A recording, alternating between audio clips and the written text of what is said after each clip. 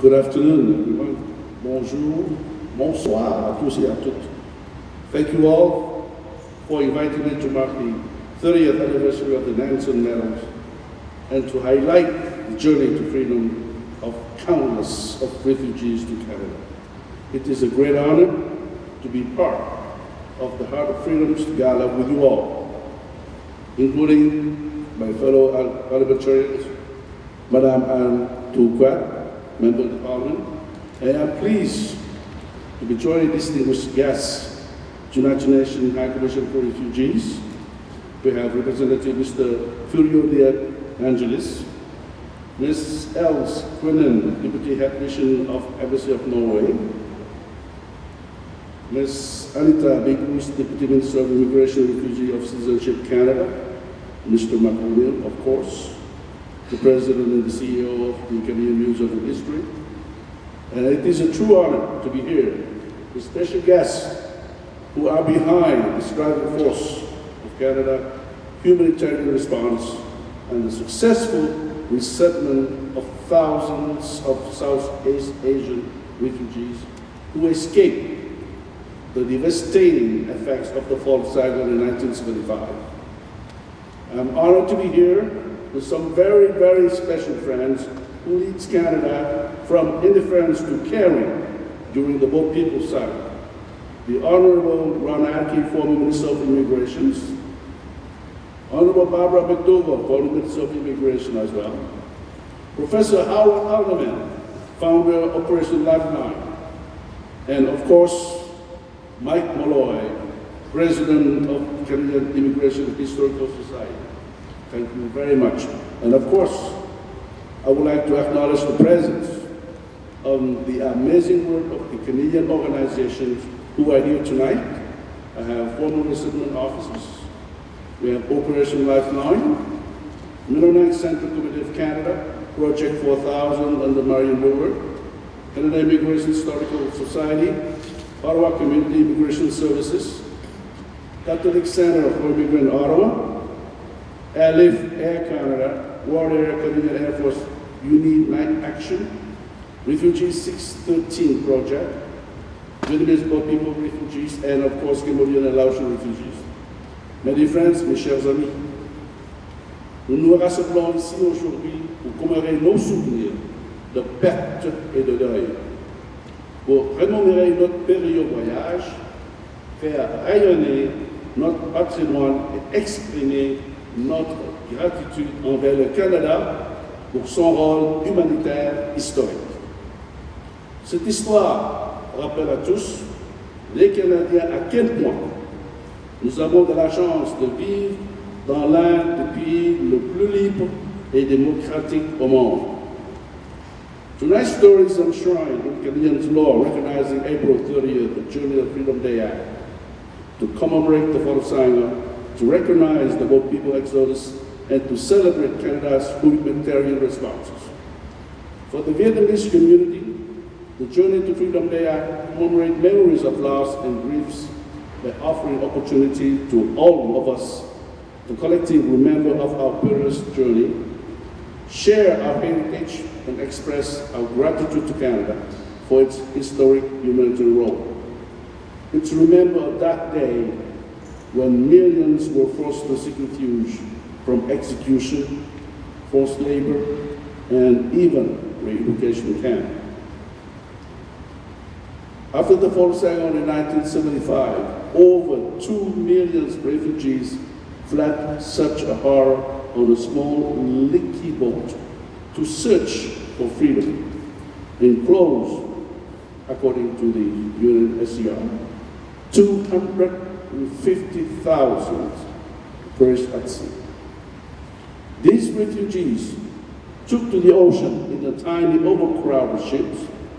They navigate not only through deadly storm, but also through diseases, starvation, and pirates' attack. This mass movement of people led to the biggest refugee crisis at that time. This phenomenon of massive displacement of people became known to the world as the Boat People. And it was Canada who responded by leading the world stage from indifference to caring. The Journey to Freedom Day acknowledged the Nansen Medal awarded to the people of Canada in 1986 for its outstanding and dedicated work to the cause of the refugees. Because we must remember that Canadians of all walks of life accepted more than 60,000 refugees at that time. This endeavor was made possible through the coordinated effort of the federal and provincial government, as well as private individuals, many of whom are here today with us because they believe in making a difference. This act of extraordinary compassion forever changed Canada's cultural makeup. It has been said that he who saves one's life saves a generation. Well, thank you to have us in this room. A member of the three generations of the proud Vietnamese, Cambodian, Laotians who expressed their gratitude and who live in freedom. This is why I am honored to mark this milestone anniversary of the Nansen Medal as a testimony to Canada's infinite compassion in welcoming thousands of both people and refugees during the biggest refugee crisis of that century. As we celebrate this success, let's not forget that the lesson learned from the boat people exodus as the biggest refugee crisis of the 20th century can now be applied to the biggest refugees crisis of the 21st century we are currently witnesses, with millions of refugees fleeing Syria and now arriving to Canada. En ce jour, nous célébrons notre patrimoine et notre liberté. Nous devons aussi tourner notre attention vers les réfugiés syriens qui arrivent chez nous. Devant la tragique nouvelle de la crise des réfugiés syriens, nous ne devons pas oublier que certains d'entre nous se trouvaient exactement dans la même situation il y a plus de 40 ans. Nous ne pouvons pas oublier, we cannot forget, that many of us, we are in the same shoes as the new Syrian refugees who are making to Canada their new home. And all of us, we can play a role to ensure that our success story that earned the Nansen Medal now becomes theirs. Which is why I'm truly happy to hear that the Canadian Museum of History will include the story of the South Asian refugees movement and Canada's humanitarian efforts as part of our country's 150th anniversary in 2017. So thank you very much, Mr. McO'Neill, President and CEO of the Canadian Museum of History, for hosting us and for showcase of important parts of our national heritage. And to our excellent Master of the Ceremony, Adrian Gerwood, thank you very much for leading us through a celebration of the inspiring of achievement.